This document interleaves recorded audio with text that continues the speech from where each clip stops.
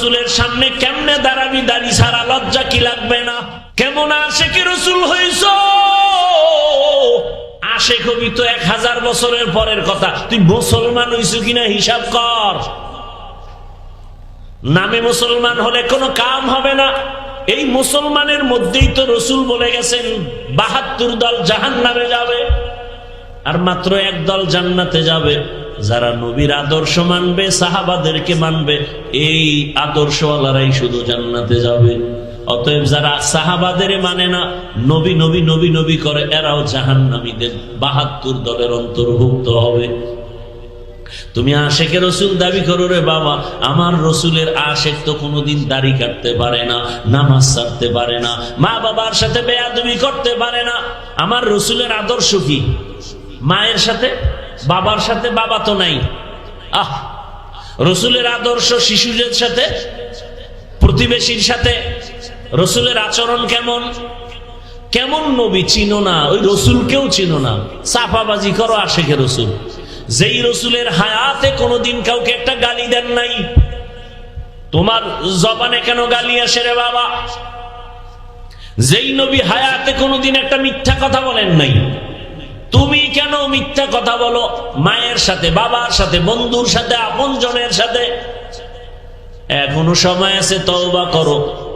তোমার মতো যুবক স্কুলে পড়ে, কলেজে পড়ে, রাস্তায় গাড়ি চালায়, নামাজ ছাড়ে না।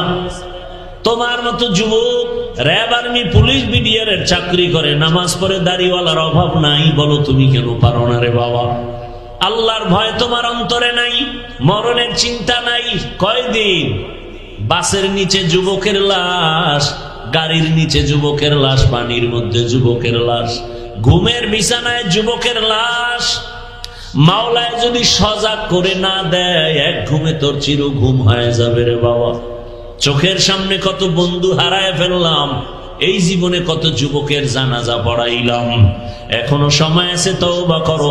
মনটাকে একটা কথাই বুঝায় বলো, আরে তোমার মতো আমার মতো যুবক যদি ইংরেজি, ইংলিশ লাইনে, জেনারেল লাইনে লেখাপড়া করিয়া ওই চাকরি করে, নামাজ পড়ে, ব্যবসা করে, নামাজ পড়ে, নদীতে মাছ ধরে, নামাজ পড়ে, কৃষি কাজ করে, নামাজ পড়ে, তুমি কেন পারো না রে বাবা? এখনো সময় আছে, তওবা করে নেও। আর দাড়ি কাটবা না, নামাজ ছাড়বা না। আরে মনের একটা শখ লাগে, কেমন কেমন জানি ভালো লাগে। অনেক শখ মিটেইছো না? পার্কে তো কম যাও না, এবার ফিরে যাও, তওবা করো। দাড়ি তো কম কাটো না, এবার তওবা করো না, আর কাটবো না। বেপরদার আড্ডা তো কম দাও না, গান বাজনা তো কম করো না, এখন তওবা করো।